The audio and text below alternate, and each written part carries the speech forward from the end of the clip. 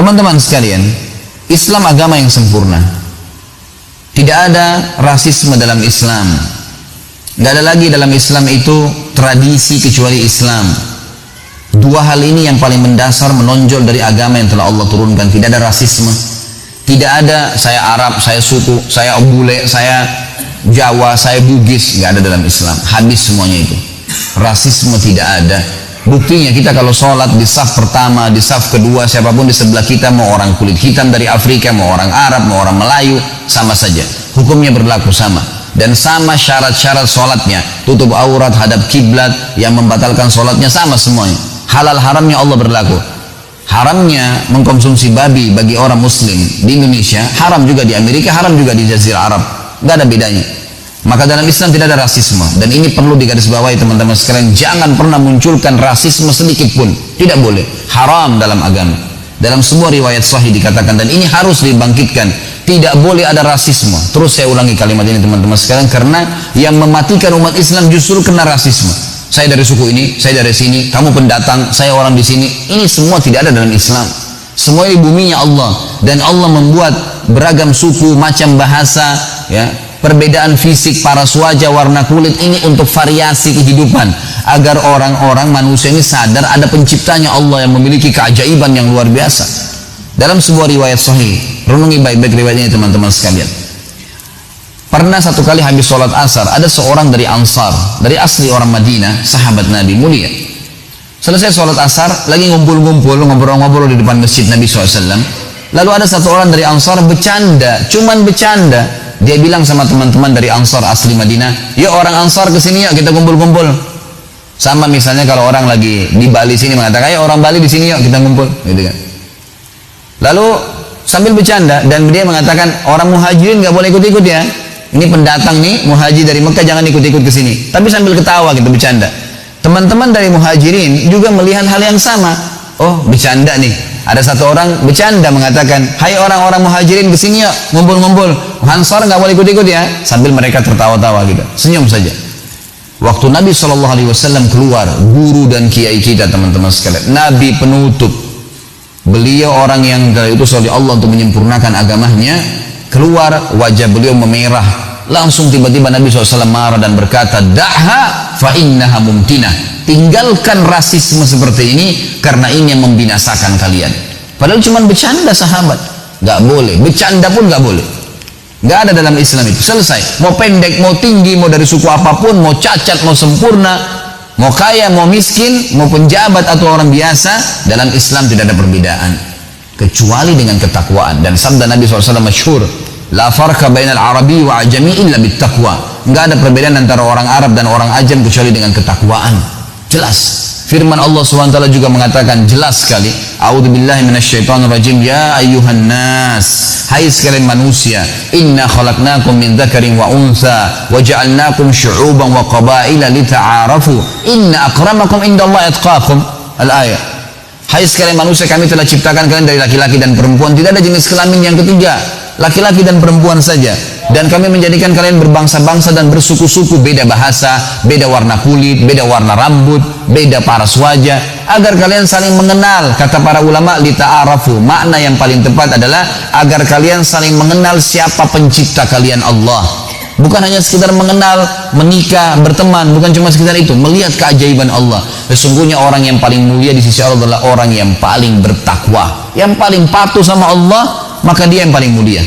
Teman-teman kalau belum tahu saya jelaskan. Kalau sudah tahu alhamdulillah. Luqman yang disebutkan dalam surah Luqman, itu teman-teman sekalian khilaf di antara ulama apakah dia nabi atau orang saleh. Tapi yang jelas disebutkan ciri Luqman dalam beberapa riwayat, orangnya dari padang pasir Afrika, kulitnya hitam pekat, badannya gemuk, orangnya pendek. Ini bukan aib bagi beliau, tapi Allah Subhanahu wa taala sebutkan namanya dan kekalkan dalam Al-Qur'an. Ini luar biasa karena ketakwaannya. Bilal alaihissalam Bilal radhiyallahu anhu dulu seorang budak Habasyah, diperjualbelikan, dipukul, dicambuk di Mekah, tapi setelah masuk Islam teman-teman sekalian dimuliakan oleh Allah. Sampai kata Nabi SAW, wahai Bilal, apa yang kau lakukan sampai terompah sendalmu saya dengarkan di surga sementara kau masih di sini. Kata Bilal radhiyallahu anhu sambil menangis, ya Rasulullah, saya tidak kerjakan apa-apa kecuali setiap habis wudu saya selalu kerjakan sholat 2 rakaat. sampai keluarlah sunnah wudu itu. Tapi di sini kita lihat Allah SWT muliakan. Umar bin Khattab pernah mengutus Bilal kepada Khalid bin Walid di kancah peperangan dari Madinah. Kata Umar, wahai Bilal, pergilah ke sana. Sengaja Umar bin Khattab mengutus Bilal, pergilah ke sana. Karena di pasukannya Khalid bin Walid ini banyak ikut orang-orang Quraisy. Karena dianggap Khalid bin Walid ini adalah orang yang dulu orang kaya raya, pejabatnya Mekah, sekarang masuk Islam, maka banyak orang yang mau ikut di pasukannya karena dianggap dia orang yang punya kedudukan di jahiliyah dan juga sekarang gitu kan. Mulailah muncul sedikit rasisme, muncul sedikit perasaan lebih baik. Maka Umar radhiyallahu anhu mendengar itu, Umar ingin menghancurkan rasisme ini. Dia utus Bilal dari Madinah. Kebetulan sampai informasi ke Umar radhiyallahu anhu bahwasanya Khalid bin Walid berkhianat dalam masalah ghanimah. Ada ghanimah yang disembunyikan. Padahal ini cuma dusta, fitnah. Umar radhiyallahu anhu sudah tahu siapa Khalid bin Walid. Enggak mungkin, ini sahabat Nabi yang mulia, jujur, amanah. Tapi Umar ingin menunjukkan sebuah poin yang lain. Maka Umar radhiyallahu anhu mengutus Bilal, mengatakan, Bilal, bawa surat ini kepada Khalid bin Walid di sana. Dan ingat, jangan bacakan surat ini kecuali kau sampaikan kepada dia salam saya dan katakan Amir Mu'minin Umar bin Khattab menyuruh engkau wahai Khalid meletakkan pipimu di tanah dan disuruh aku meletakkan kakiku di atas pipimu. Bilal waktu dengar itu, ya Amir Mu'minin, ini perbuatan yang berat. Khalid bin Walid disuruh letakkan pipinya di tanah lalu diinjak baru dibacain surat, itu nggak gampang. Gimana caranya? Dia juga bekas budak dulu di Mekah. Ya, ini. Maka kata Umar, pergi dan laksanakan tugas saya.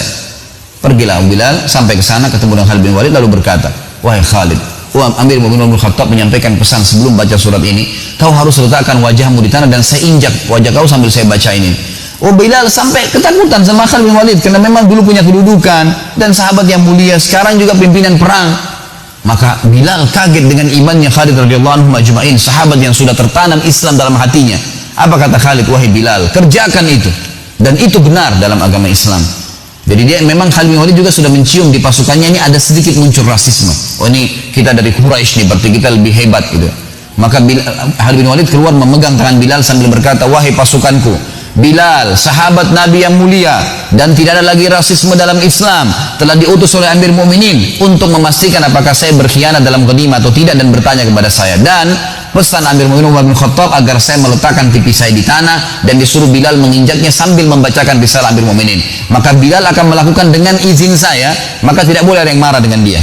Khalid bin Walid pun di tengah lapangan luas, di kancah peperangan, di tengah-tengah pasukannya meletakkan pipinya di tanah sambil mengatakan, Bilal, letakkan kakimu. Diletakkan di atas pipi baru dibacakan suratnya Umar bin Khattab. Ditanya, wahai dari Amir Mu'minin bin Khattab kepada ya pimpinan perang Khalid bin Walid, apakah benar sampai kepada saya berita kau berkhianat dalam ghanimah? Jawab iya atau tidak. Maka Khalid mengatakan tidak, tapi sambil diinjak pipinya oleh Bilal radhiyallahu anhu majma'in.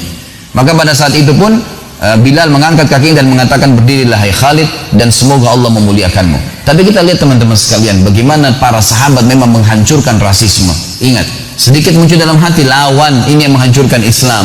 Karena tidak ada perbedaan teman-teman. Anda pergi ke Afrika, tetap azan duhur, sholatnya duhur sama. Anda pergi ke Jazirah Arab sama. Tuhan kita satu, ya. Kiblat kita satu, Nabi kita satu, Quran kita satu. Kenapa harus ada perselisihan? Nggak ada perselisihan sebenarnya, semestinya nggak ada perselisihan.